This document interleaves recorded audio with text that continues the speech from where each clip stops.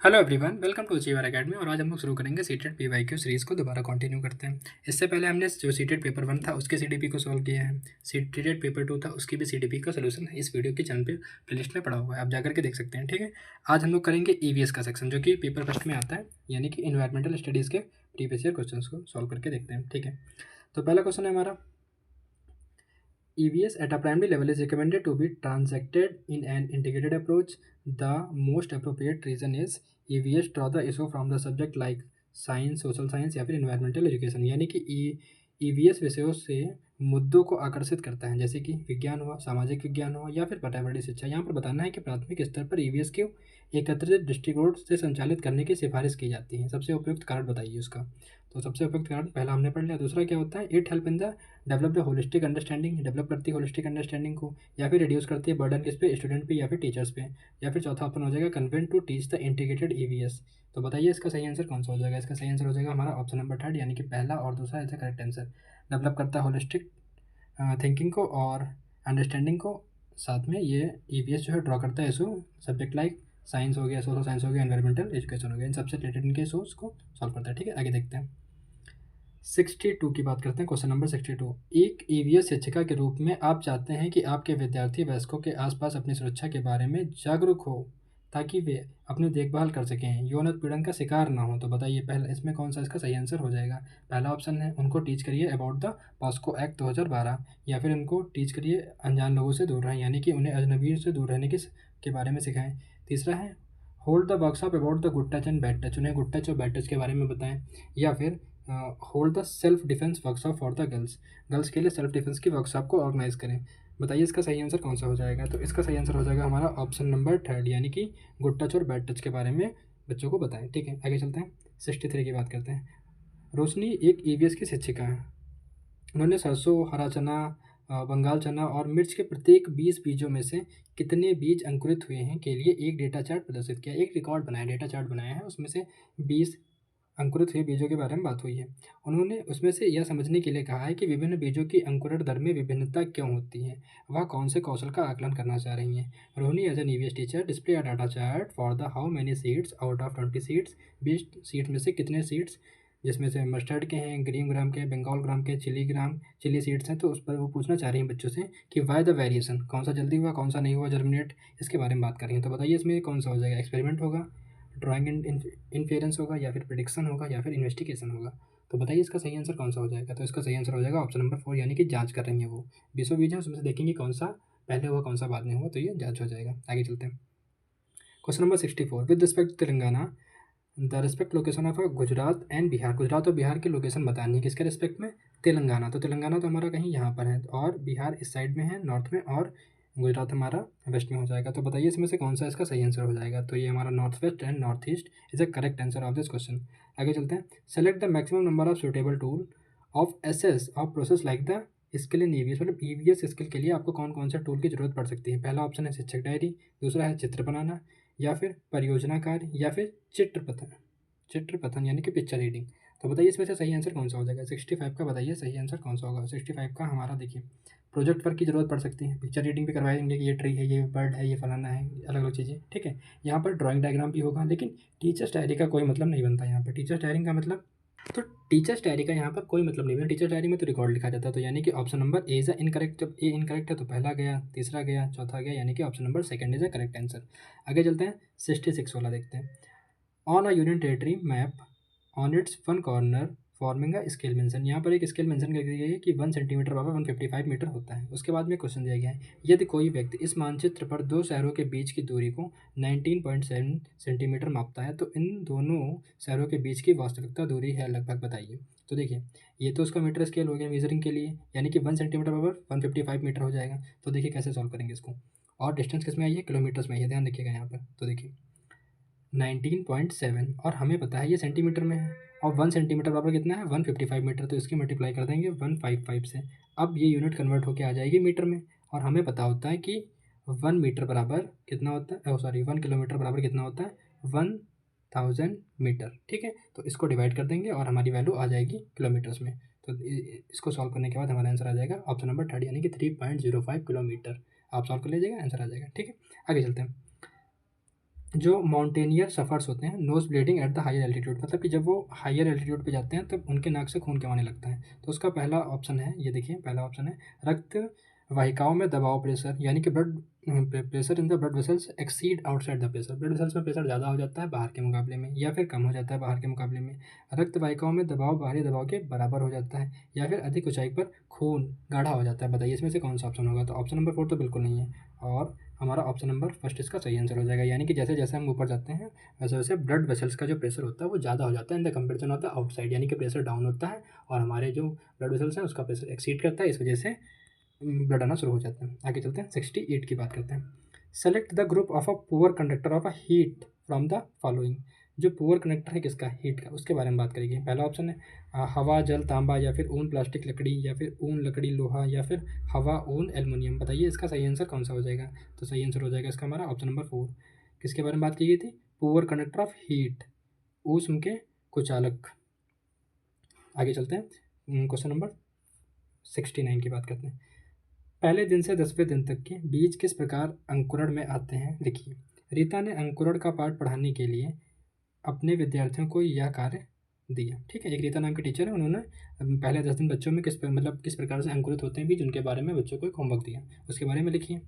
वह अपने छात्रों की कौन सी क्षमता का आकलन करने की कोशिश कर रही हैं, बताइए इसमें से। ड्रॉ कर रही हैं, प्रेजेंट कर रही हैं, ऑब्जर्व कर रही हैं, रिकॉर्ड कर रही हैं, या फिर predict how the germinating seed would look like, germinating seed कैसे दिखते हैं उनके बारे में पूछ रही हैं, या फिर inner from the given activities, inner from the दी गई क्रियाकलाप से निष्कर्ष निकालें। बताइए इसमें से कौन सा इसका सही आंसर हो जाएगा। क्वेश्चन नंबर 69 का सही आंसर बताइए। तो क्वेश्चन नंबर 69 का सही आंसर हो जाएगा हमारा थर्ड वाला, यानी कि बी सी एंड डी। आगे चलते हैं 70 की बात करते हैं। There is a species of X of a plant and grow in a huge number but is found only in Y part of India in the whole world, which of the following species. पौधे की एक प्रजाति x है जो बहुत अधिक संख्या में पैदा होती है, लेकिन पूरे विश्व में भारत के वाई भाग में ही पाई जाती हैं। इस प्रकार की प्रजाति क्या कहलाती है, बताइए। ये एबेडेंट होगी, या फिर सॉरी हाँ एबेडेंट होगी, एक्सोटिक होगी, एंडेमिक होगी, या फिर इंडेंजर्ड होगी। बताइए कौन सा क्वेश्चन है और इसका कौन सा सही आंसर होगा। 70 का बताइए कौन सा सही आंसर होगा। तो इसका सही हो जाएगा हमारा स्थानिक, यानी कि इंडेमिक। ठीक है, आगे चलते हैं क्वेश्चन नंबर 71 की बात करते हैं। इन्वायरमेंट इन ईवीएस, जो पर्यावरण है वो ईवीएस में कैसा होता है, मानव निर्मित, प्राकृतिक, सामाजिक, या फिर सांस्कृतिक। बताइए इसमें से कौन सा इसका सही आंसर हो जाएगा। ए बी, या फिर बी सी, या फिर ए सी, या फिर ए बी सी डी, चारों ऑप्शन। तो बताइए कौन सा सही होगा। तो इसका सही आंसर हो जाएगा हमारा ऑप्शन नंबर 4, यानी कि सही सब सभी मैन मेड भी होंगे, नेचुरल भी होंगे, सोशल भी होंगे और कल्चरल भी होंगे। आगे चलते हैं, देखते हैं question number 72। Select the incorrect statement about the elephant. यहाँ पर हमें इनकरेक्ट स्टेटमेंट बताना है रिगार्डिंग द एलिफेंट हेड के बारे में, उनके हाथियों के जो उसके बारे में बताना है, हाथियों के विषय में यह कथन जो कि सही नहीं है उसके बारे में बात करनी है। तो पहला हमारा हथनियों झुंड में रहती हैं, बात सही है। हथनियों के झुंड में 20 से 25 हथनियाँ उनके बच्चे होते हैं। देखते हैं 14 से 15 वर्ष की आयु तक के झुंड में रहते हैं हाथी, और 15 से अधिक वर्ष के हाथी झुंड छोड़ देते हैं और अकेले ही रहते हैं। बताइए इसमें से कहीं सही आंसर कौन सा हो जाएगा। तो 72 का हमारा सही आंसर हो जाएगा सेकंड वाला, यानी कि सही आंसर का मतलब है कि ऑप्शन जो सही नहीं है इसमें, ये बाकी सारे ऑप्शन सही हैं।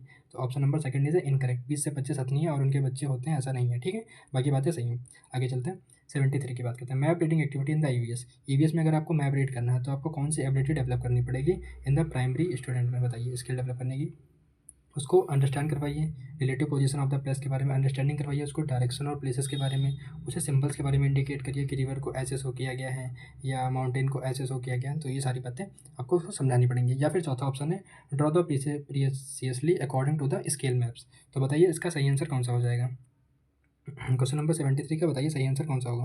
तो इसका सही आंसर हो जाएगा हमारा ए बी एन सी। जाहिर सी बात है फोर्थ वाला ऑप्शन इसे इनकरेक्ट है, तो फिर पहला, दूसरा और तीसरा सही है, जो कि ऑप्शन नंबर फर्स्ट में है। आगे देखते हैं क्वेश्चन नंबर 74 की बात करते हैं।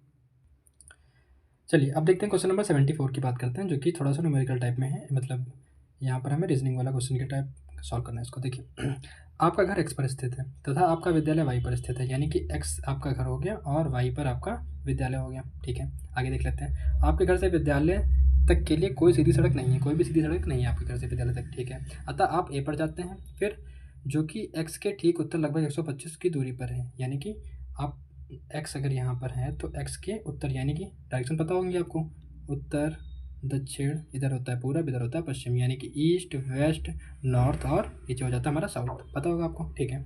तो यहाँ पर एक्स के हम लोग किधर जाएंगे, ऊपर, यानी कि ए के डायरेक्शन में।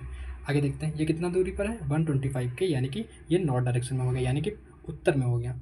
अब आगे चलते हैं, फिर बी पर जाते हैं जो कि ए से ठीक पश्चिम, पश्चिम में ही, तो इधर हो जाता है हमारा उत्तर, ये हो जाएगा हमारा पश्चिम, ठीक है। यहाँ पर आ गए हम बी पर। आगे देखते हैं बी जो कि कितनी दूरी पर है उनसे, 75, 75।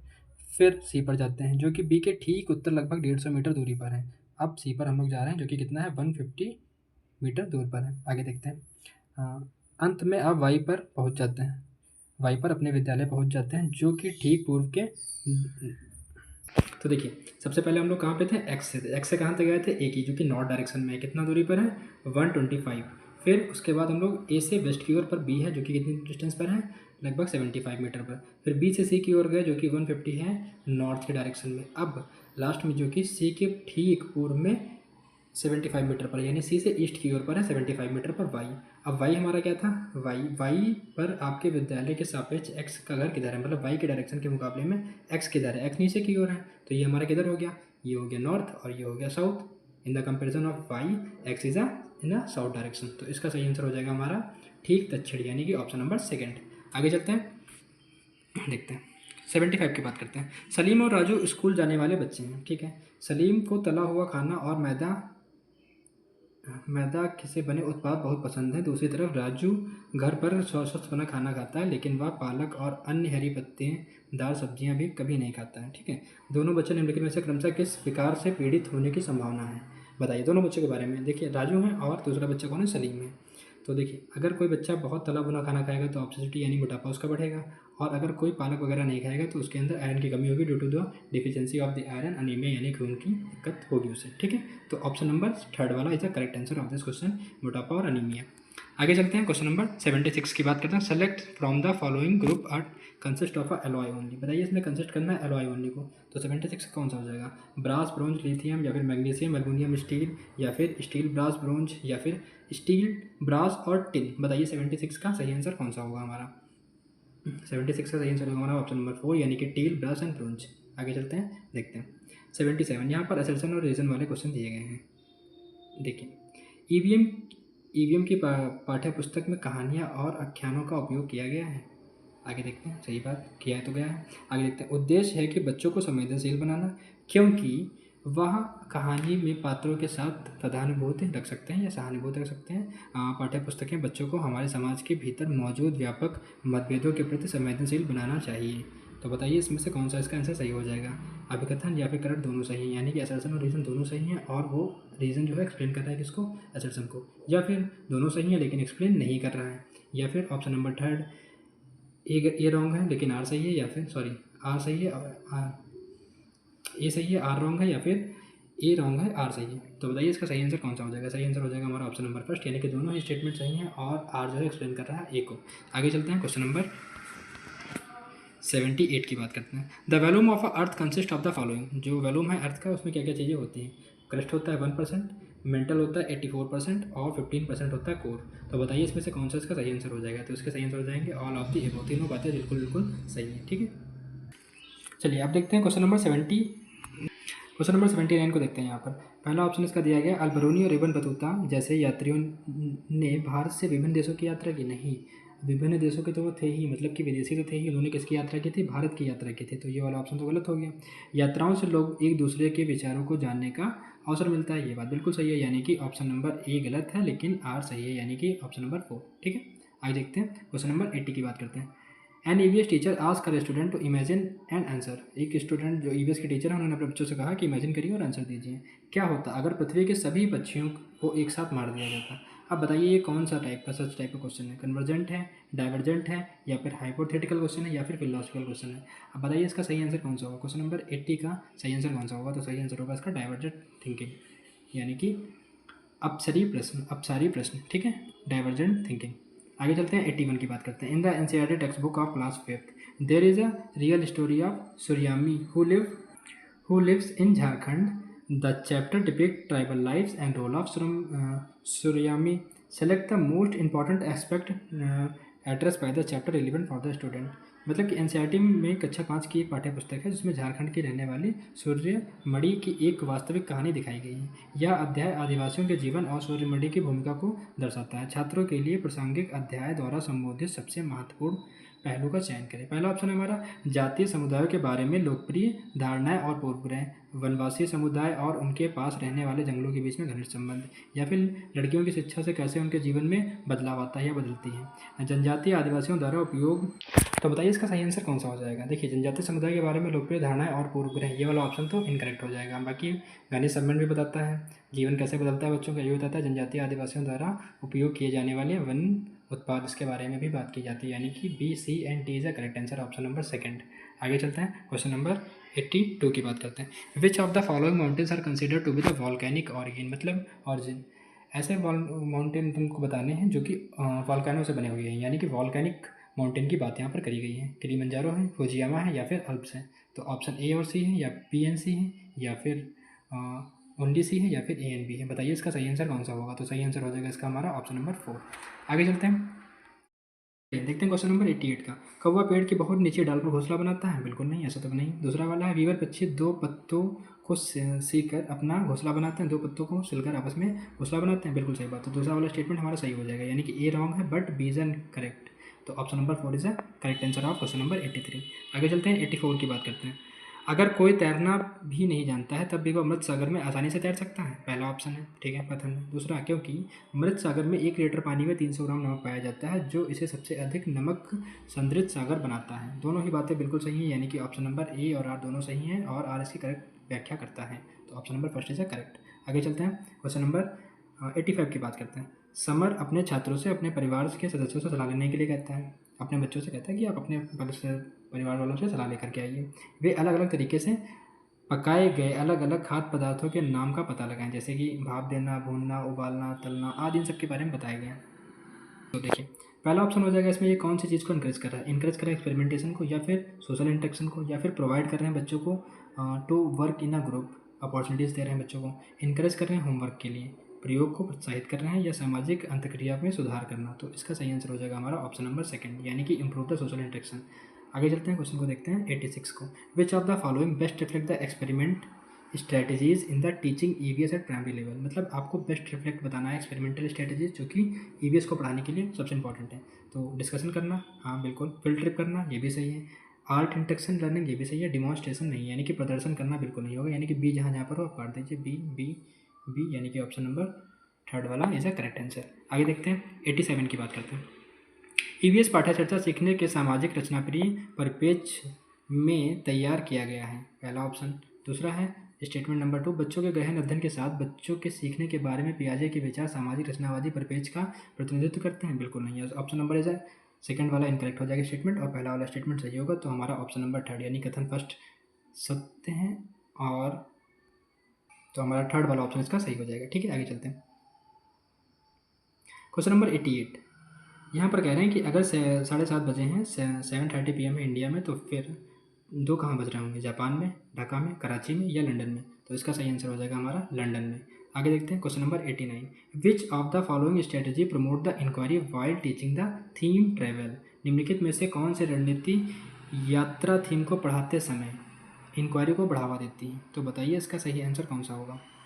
पहला ऑप्शन है हमारा छात्रों से परिवहन के विभिन्न साधनों के चित्र एकत्रित करने के लिए कहना, या फिर छात्रों से उनके और उनके पड़ोसी की यात्राओं के अनुभव के बारे में के लिए कहना, बताने के लिए कहना, छात्रों को पुरानी कारों पर डिजिटल प्रस्तुत करने के लिए कहना, या फिर आसपास के क्षेत्रों में रुचि विभिन्न स्थानों के चित्र दिखाना। तो बताइए इसका सही आंसर कौन सा हो जाएगा। इसका सही आंसर हो जाएगा हमारा ऑप्शन नंबर 2, यानी कि छात्र और उनके या उनके पड़ोसी की यात्राओं के अनुभव के बारे में बताने के लिए कहना। ठीक है, आगे चलते हैं, ऑप्शन लास्ट क्वेश्चन है हमारा ये।